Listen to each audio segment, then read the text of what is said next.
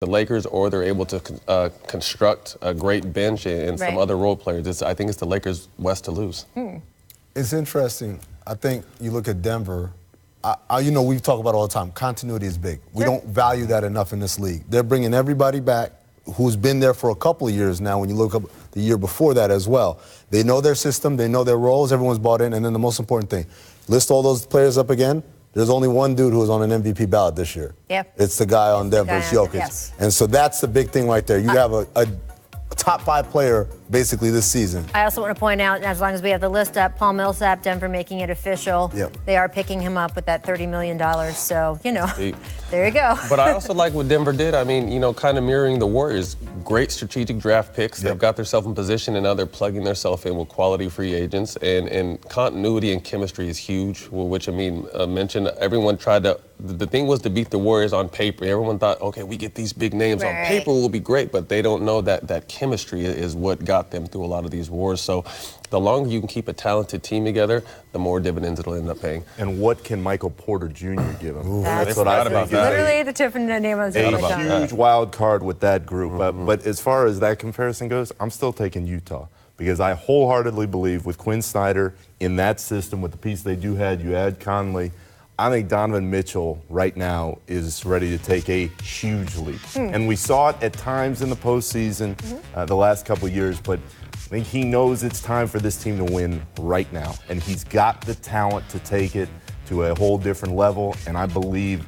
this season is his time. And I think Utah is going to make some noise because of that. We'll start finding out what Michael Porter Jr. can be at Summer League, producer Stu reminding me, because he's a guy that when he came out of high school, people thought this could be the number 1 pick in the draft, then got a pretty serious injury. Denver decided with a late first-round pick, to take a flag on him. Late lottery, Late lottery pick to take a flyer on him. They thought maybe we'd see him toward the end of the season. They didn't need to, and now they are possibly dropping him onto the team. And you've also got Conley now changing the equation in Utah.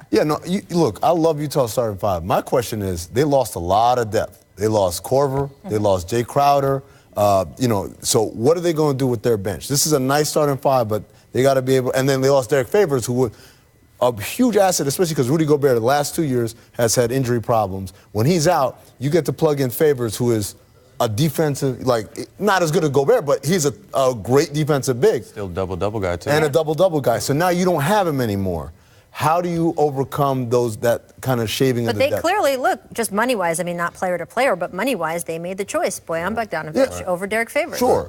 I'm just saying overall, we can say that one-on-one trade-off works and probably fits better.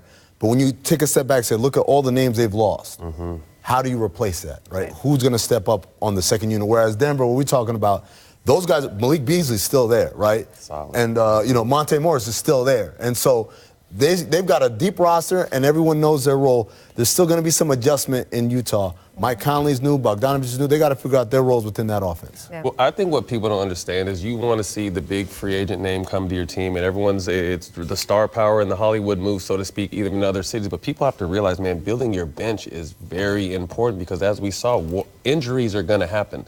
So who are you going to turn to if and when an injury happens? And you never want to see anyone hurt, and that's what my worry is with the Lakers. Right. If they go in big with this with this big guy, whoever it may be, what are they going to surround these guys with? So you're saying that teams and fans should be happy with the smaller names. Can you call Stephen A. Smith for us during this commercial, because he's very upset? Well, I just think the Julius Randle thing his face was not good. So you could maybe cheer him up. Hope. What camera do I need to talk? There's no hope in New York until Dolan sells what camera? Right there. Sell the team, man. Give New York some hope. There's no hope while you're running that team. There's just not. Like Andre Iguodala said, no one's going to New York, man. You got to sell that team. Boom. And with that, we'll take a little bit of a break. We'll see if the NBA lets us back on the air after that. No, we will be back. The Jumps Free Agency Special is still rolling. We're in Hour 4, but we've also got an Hour 5. We're going to talk about some big league-wide issues, and we're going to have the guys give us their pitch to Kawhi Leonard because he is still on the... For him, when you talk about culture, Miami talks about culture, like Jimmy Butler exemplifies the Miami Heat culture more than any player on the market. I think it'll be big, and I'm also hearing that they're trying to pair him with Bradley Beal. To me, it never made sense. Ooh, Matt Barnes. Yeah, breaking a little news. It never made sense for me, for Jimmy to go to the Rockets with all the complaining about lack of ball movement, and you're bringing another alpha in that needs the ball to shoot the ball. It just didn't make sense to me. Miami's a great city.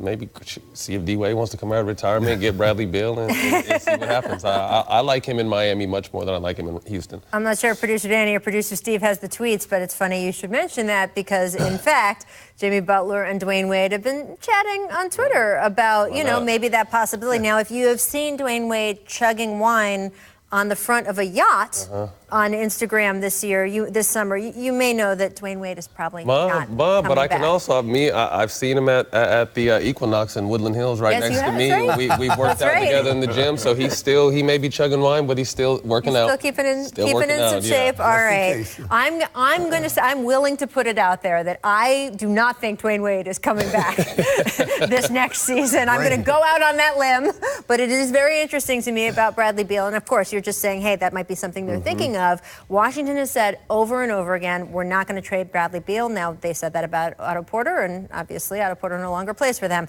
Bradley Beal has said over and over as recently as the NBA awards, just at the beginning of last week, he said, I want to be in Washington. I think we can build a contender there.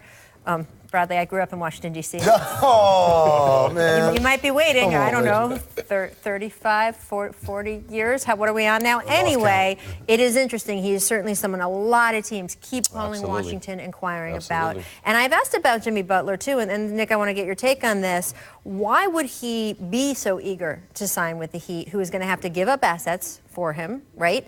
And also, look, they have a team that didn't make the playoffs this year, and they're going to give up assets and possibly some of their future in terms of who they can draft and bring in along the way. Do you think just that they are willing to possibly offer him the longest-term, biggest money deal, that's where he's going, or that's where he's interested in? You know Jimmy so well. You covered him in 2 cities. Absolutely. Rich, we know him. What does Jimmy want the most? The most. He wants the money, and he wants the star power. And who is he closest to in the league? Dwayne Wade. Sure. So who would know the Heat better than Dwayne Wade? Nobody.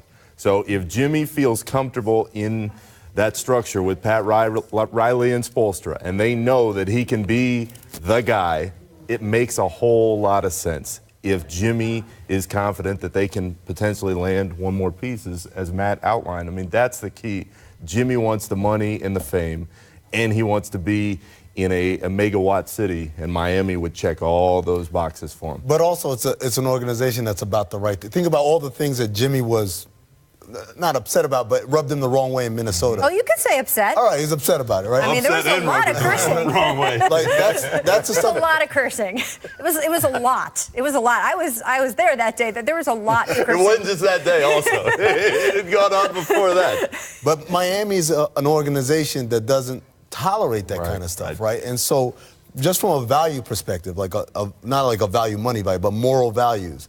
Like I said, there's no player I think in the league lines up more with the Miami Heat way than Jimmy Butler. And also, what are the Miami Heat known for? They're known for players taking care of their bodies, right, and putting them on a regimen that sort of maximizes them. Jimmy Butler, as Nick and I keep mentioning, because we saw it up close with Tibbs, obviously he has had his body sort of ground through those minutes, right? The Heat, I think, have a rep around the league, right, with their players. It's kind of the opposite rep, right? You have players like, you have a team like San Antonio, which is known for, like, packing guys on ice, and then you have a guy like Miami, a team like Miami that is known for what? For the weight plans that they put guys on, for sort of the way they pay attention to everything about you. Body preservation, and especially if he's going to be the guy that's going to get the max there, you definitely want to protect your assets. To me, the thing now is to go with somebody. So, okay, if he's going there, who's coming with him? So whether it be Bradley Beal, they work out something amazing, or a last minute someone pops up and decides to go there with him. But I think it'll be an interesting move. Are you guys, if you're Jimmy Butler, calling Kawhi Leonard before you take this meeting or sign this deal and say, Clippers, are we in? Are we out before I commit somewhere else? Or is that a call you think that he's trying to make? Well, I think it starts with a call to the Clippers where, are y'all going to pay me? Because that's, again, like Nick said, the number one thing is he trying to get paid. If Minnesota had paid him, he'd still be a Timberwolf. So that has to be his number one priority is, can I get my money? Then after that, if the Clippers say yes, who's then going to give it to me? Who's going to give it to me? If it's the Clippers with Kawhi Leonard, I think that's something you have to at least explore. You got to ask about it. But the other thing you got to remember, Murder. Oh, God. Says a man paying California taxes. There's a guy who played in Florida and a guy who played in California. What was the difference between Orlando and LA? 10%, You man. saw your money. You got to see some money. Jimmy does his best, though, when he's got structure and he's around people he trusts Yeah. and he respects. Pat Riley, Eric Eric Spoelstra. Spoelstra.